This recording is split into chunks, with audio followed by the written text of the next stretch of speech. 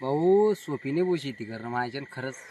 अरे आवडं काही डोकं आहे का काय काही माहीत नाही भाऊ. सायाळ आहे का काय एवढी मक्का खाणं लावली ना तर काय सांगू तुला रोज नुसतं धिंगाणा लावा धिंगाणा. अरे शेतकरी म्हणून सनी खरंच इतकी लाज वाटू राहिली. एक तर त्या पिकायला भाव नाही येत नाही, पण त्याच्यात वरून ही जनावरं अशी जंगली जनावरं ताराच देऊ राहिली.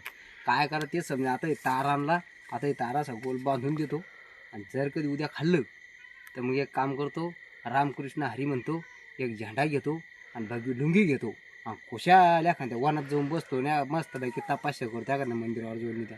अरे काय नुसता वैताग झाला माझ्या ना. अरे काय शेतकऱ्याचं जीवन झालंय. अरे कोणीच सोड्यांनी आम्हाला त्याला भाव नाही येत नाही, पण हे मुख्य प्राणी बी सोड्यांनी आणि त्याच्यात ते बिबट्याच भेव तो का होईन त्याचं बी भेव.